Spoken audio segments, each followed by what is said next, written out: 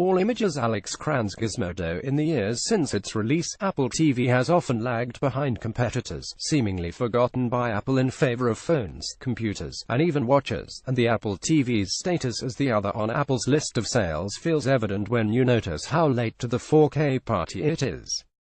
Roku launched a 4K box last year, and Nvidia launched an Android-based one 2 years ago. Fortunately for Apple fans, the Apple TV 4K is so polished it almost feels like it was worth the wait. Apple finally make a 4K version of its set-top box. Streaming 4K over Wi-Fi is a nightmare. But just to be clear, unless you are already deeply attached to the Apple ecosystem, and in particular the iTunes Store, the Apple TV 4K is not worth the wait. It's very good at what it does, namely play back content in 4K with an expanded color gamut and HDR. It supports both HDR10 and Dolby Vision, the two competing HDR formats, but in the meantime, you could have had a very cheap Roku, or a pricey but more nimble Nvidia Shield. The Apple TV, at $180, is only a little cheaper than the $200 Nvidia Shield, which also does 4K and HDR and gaming. Only the device, because it runs Android TV, can also play Nintendo ROMs and stream Amazon Prime.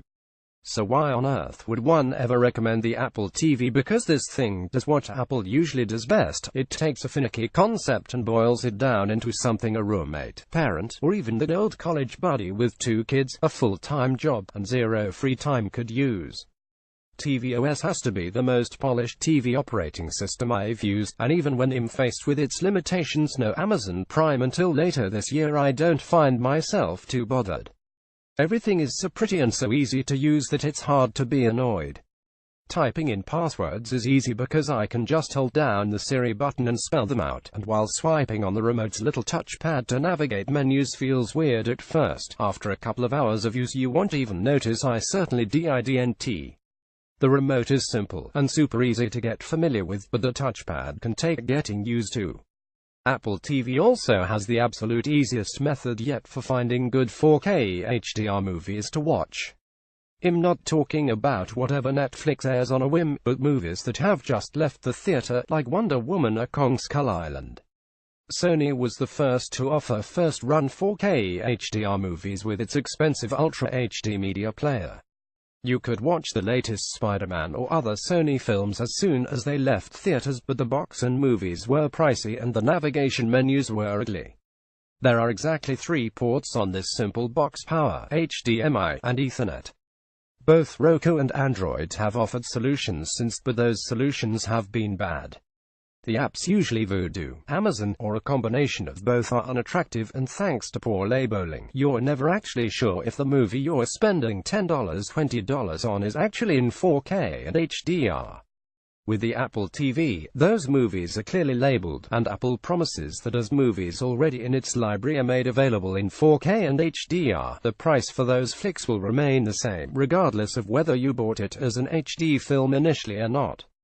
This makes upgrading your film library cheaper and easier than any other solution out there. Finding 4K HDR content is super easy, and the content is actually good. But there's this one big, wildly irritating caveat. 4K HDR content tends to be too big for the 32 GB to 64 GB of storage available on an Apple TV. Not to mention the fact that at the moment, you can only stream 4K content from Apple. Apple recommends a minimum download speed of 25 megabits per second download speed for streaming 4K. So you have to stream these big gorgeous films, and if your internet is crummy, or you don't have a wired Ethernet cable straight from the box to your router, you'll be in for a world of frustration. After dropping $20 to watch Baby Driver on the Apple TV, Apple often makes films available for purchase while they're still in theaters. I found myself less than impressed. The Apple TV was running off my Wi-Fi, but sitting in a less than ideal location, so the film stuttered and stopped and frequently downgraded the stream to 720p or worse. Once I plugged in an Ethernet cord IWASNT about to reconfigure the whole room for a better Wi-Fi signal next to the TV, I could see the stubble on the baby-faced lead of the film.